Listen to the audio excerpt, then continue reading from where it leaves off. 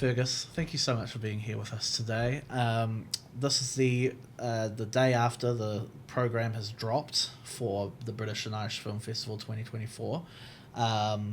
It is a really fantastic program this year. I mean, you guys have been, this has been going on for a while now, and it's always a strong program, but I'm really impressed by the lineup this year.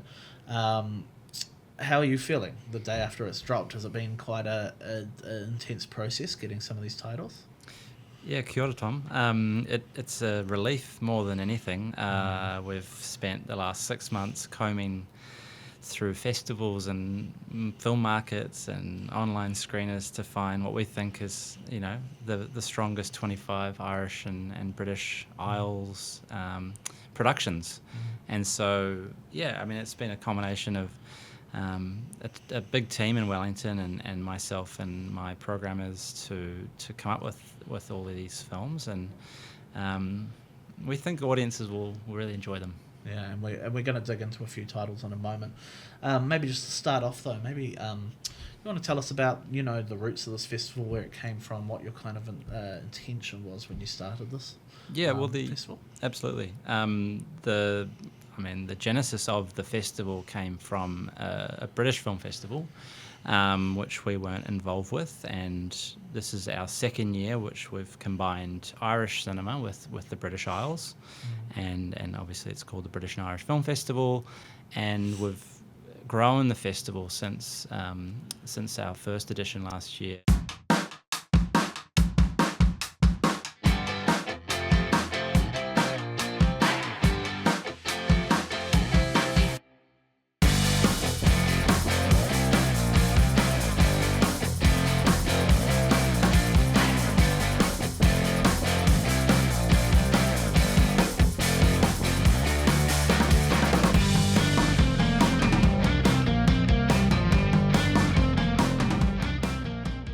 What kinds of things do you think you were looking for with this program this year? Like, did you have a particular vibe or approach or in mind, or were you just looking for the ones that were the most buzzed about? Yeah, well, there's obviously the buzzed about titles, and we're lucky with the date of the festival being sort of very shortly after the big, or what's called the fall festivals or the autumn festivals. So that's Venice kicks off at the end of August, and you've got Telluride and Toronto film festivals, which kind of start at the same time in early September. We're still rushing as of 3 days ago to get things into the program. But yeah, there are probably 6 films I would guess that have premiered recently that are buzzed about. Yeah, one's with Oscar buzz as well, which is quite exciting. Yeah, so the film that's opening the festival, Conclave, has screened at Telluride and Toronto, and already, lots of hype around Ralph Fiennes' performance, and the filmmaker has come off Oscars last year with his German language film that he directed for Netflix. All Quiet on the Western Front. Exactly. And so the team looks strong on paper, and we're, very excited to have this open the festival. Similarly, The Return, another Ralph Fiennes film. Yeah, you've got a Ralph Fiennes double bill this year. Which is quite deliberate. Yeah, that's great. And Juliette Binoche, and it's their first time on screen in 28 years. The promotional image for The Return, I love. For those who don't know, The Return is talking about the final chapter of the Odyssey, and it's Odysseus returning home to his wife, and the promotional images of a very tanned, very muscular Ralph Fiennes with a bow and arrow in hand, and it harkens back to that kind of swords and sandals era in a great way. So that's definitely one of the ones that I'm probably most excited for. Yeah, we saw this back in Cannes Film Festival in May. They had a sort of industry screening for buyers, and we're really blown away by it. I mean, it's quite theatrical, even though it's contained. As you mentioned, it's the last chapter of the Odyssey, and so it's quite contained. But at the same time, there is a bit of, I would say, violence, a bit of action. Yeah. Cool. And as you said, Ralph Fiennes has never looked more like he spent a lot of time in the gym. Totally. And so that's exciting. That got really good reviews out of Toronto. Another film that got great reviews out of Toronto is We Live in Time. Yes, right, yeah. So this one seems to harken back to like almost like a Richard Curtis kind of era of like rom-coms, right? Like I feel like I've seen comparisons to another film with time and the title About Time with this one. It's got some great stars. It's got Florence Pugh and Andrew Garfield, and it's like a love story over a course of a long period in their lives. Is that correct? Yeah, well, it's sort of.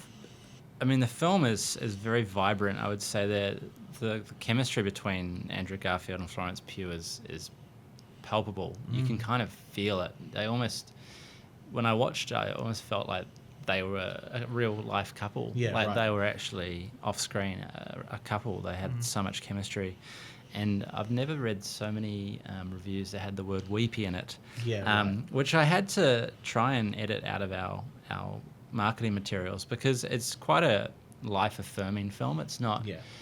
Yeah, it does hark back to that Richard Curtis 90s British rom-com era, but I don't think it's necessarily of the same ilk. It does have a level of emotion that I think a lot of female audiences and also male audience will feel strongly for. But ultimately, I think, audiences, when they see the last scene, will just come away feeling like, oh, that was a really positive way to finish a film. It's not necessarily all doom and gloom, without obviously giving any spoilers away. Yeah. Well, let's talk about the film that I'm probably most excited for, which is Bird. Andrea Arnold is one of my favourite filmmakers in the world at the moment. Filmmaker who doesn't make enough movies, in my opinion. I always want more from her. I thought American Honey, which was, I think that was her last narrative feature, was this incredible American odyssey. And this one, it looks like another kind of interesting kind of left turn for her into something almost like magical realism, with some really great actors. It's got Franz Rogowski and Barry Keoghan. I think it's Keegan. That makes sense. I met him once. So it's got these great actors, and yeah, it's one that I'm really, really excited about. So I'm assuming you've seen the film. Yeah. I mean, it's Andrew Arnold, to sort of fill in the viewers and listeners, is a Cannes Film Festival favourite. As you said, American Honey was well received, but her last non-narrative was Cow. She's one of those female directors that I feel like any film she would make would get into Cannes competition, just because she has such a strong vision. Yeah, she has this very strong kind of, well, her previous films at least have this very social realist kind of approach, which kind of feels like the next logical step from someone like Ken Loach or Mike Leigh or someone like that. Yeah, and this is not a departure from those sort of themes of I would say, the blue collar, working class British characters. Although Franz's character is more of, as you mentioned, a sort of magical realism. Franz's character is this kind of fish out of water oddball. You're not sure what he's doing there. Right. There's a few maybe flaws in his character, but not enough character development to really know what's going on. But the central character is a young girl who's Barry Keoghan's his biological daughter, and so she leads us through the film, and it's a bit of a journey through a kind of a short period of time. It might be 1 or 2 days in the lives of these people living in the outer skirts of London, squatting. Yeah, cool. Really strong piece of cinema. Yeah. It's Franz Rogowski, who was fantastic in Christian Petzold's films and Passages. He's one of those actors who is so magnetic. You could watch him in anything, really. And agreed. I feel like he hasn't really made a wrong step yet. So his presence here is really fascinating because he's not necessarily who you'd think would appear in like a social realist Andrea Arnold film. So I'm very intrigued. I'm very intrigued by this film. I just think the cast alone, those two, Barry and Franz, are probably the darlings of the art house world. If you were to find two leading men, Franz being German, and Barry being Irish, but the ability to be in anything and in any language. They're magnetic to watch. I'm excited that this is something we can present. I thought maybe with the premiere back in May in Cannes, we might not have had the New Zealand premiere, but again, thrilled with the lineup and thrilled to be hosting this as the New Zealand premiere. Fantastic. And let's talk about a couple of the repertory screenings you've got, because you're doing a Merchant Ivory kind of presentation. Now, Merchant Ivory I just adore, and I think the choices here, you've got a documentary about Merchant Ivory, you've got The Remains of the Day with Emma Thompson and Anthony Hopkins, you've got Howard's End, which was an Oscar winner, these beautiful romances, but these kind of aristocratic British stories that are all about what's under the surface, and there's so much pain and drama and emotion in them. I truly cannot wait to see them on the big screen, because I've never seen them on the big screen. So what went into the decision to have the Merchant Ivories this year? We were lucky enough to be given the opportunity to screen the documentary, which has been playing around the world. And although the two guys who started the Merchant Ivory production company, one's American, James Ivory, Oscar winner, and his business partner and his personal partner in real life for a long time, Ismail, I think it's something that just lent itself to the perfect repertory classic programming. We haven't done that before with the British and Irish Film Festival. We had some suggestions and feedback from customers last year that it could be a good idea, and then when we saw the documentary, it was perfect. Like a no-brainer. No-brainer, and unfortunately, no Anthony Hopkins films as New Zealand premieres this year, so we had to get him back as absolutely naturally as probably as greatest performances outside of The Father, I think. I couldn't think of anything better for your first repertory screenings, honestly. And I also noted that you have you have some really, really interesting documentaries. High and Low, John Galliano, my partner Amanda, this is one of her favourite films of the year, which I haven't seen yet. And then you've got Made in England, the films of Powell and Pressburger. So you've got a lot of great filmmakers being profiled in here. Obviously, Powell and Pressburger, two of the most significant filmmakers ever, championed by Martin Scorsese, and their films are having a little bit of a, I don't know, not a reappraisal obviously, but like a resurfacing. I mean, The Red Shoes and Peeping Tom and Black Narcissus and all these other incredible films.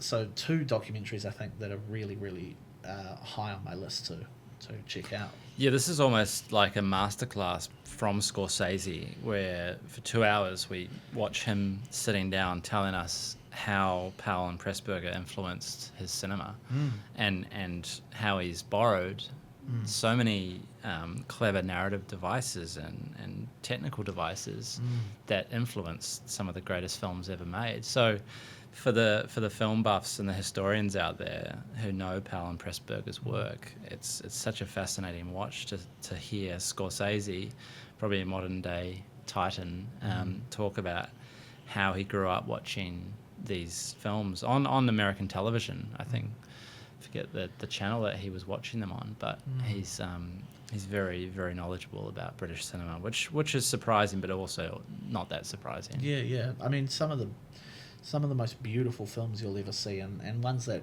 for being made in the 40s and 50s, have this like edginess to them that maybe I don't think people kind of see at the first glance.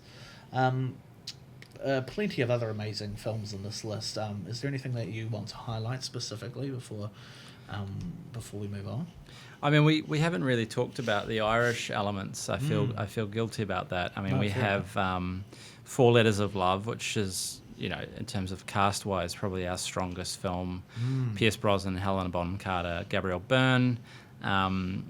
We have a film called Lies We Tell, which is kind of a a gothic horror, but Yeah. not really a horror. It's more of a high stakes drama. Yeah, the trailer for that suggests something disturbing. Yeah, there is something It's disturbing. very mysterious, but it suggests something disturbing at the very least. Yeah, there's a scene that's quite disturbing, but I think at the end of the day, you've got this incredible young actress, Agnes O'Casey, who is basically in every shot of the film, and she carries this film as a young, heiress who's having to deal with some dysfunctional family drama. Yeah, right. We also have Tarak, which is our Irish Gaelic language film, which is a real uplifting drama, very female focused, for protagonists who are racing an ancient Irish sport. I won't butcher the Irish pronunciation of it, but Tarak, the translation of is pool or row. And we found last year with another film called Roishi and Frank. Yeah, it did really well, another Gaelic Irish language film. So we really wanted to program something in Indigenous language. I mean, I think that's fantastic. I really think like the revival of Gaelic. I mean, obviously we have Kneecap coming out this month, which is another one about the Gaelic revival. And I think, having watched that film, and probably this film as well, the feeling that is kind of evoked by using all Indigenous language like that is something that here in New Zealand we can relate to. Yeah. So I think that's really great to have that on the. And we've also got a film here called Chuck Chuck Baby, which I don't actually know that much about, but it is this is an LGBTQ love story. Is that correct? Yeah, it is. It's a very broad musical. I know it scares a lot of people, but it's contemporary music, and it's not hugely song and dancey, but it's set in a Welsh chicken factory, and it's got such an amazing feel to this film. I think that the filmmaker Janice, I don't know her last name off the top of my head, it's her first feature, and she incorporates some amazing soundtrack through the film. I think Neil Diamond, as a Neil Diamond track, I Said, which song. is a huge sing-along in a car. Fantastic. And when that came on, I was like, I'm sold. So I'm sold already. Yeah. Neil Diamond, man, I'm there. Yeah, so check out Chuck Chuck Baby, a Welsh musical set in a chicken factory. Fantastic. And the last one is The Problem with People, which is kind of like a cross-cultural comedy about, long lost cousins, who emigrated to the US, and how the Irish see the world and how the Americans see the world, right. and they kind of come together through this It's got father's Paul Reiser. dying wish. Yeah, I know. It's kind of an odd, it's an odd proposition on paper. Cole Meany and Paul Reiser, but I think it's got all the Irish charm, with the kind of American brashness mixed in there, and it's a great watch. I think older audiences will love that one. Must watches all, in my opinion. Fergus, this is a great lineup. Congratulations. I know it's probably been a huge amount of work and stress, so congratulations on getting to this place. And I will be there with bells on for several of these. Thanks, Tom. Yeah, no, things kick off on the 23rd of October and run for 3 weeks in most of the main centres. So jump on the website and check out the program and the ticket sales.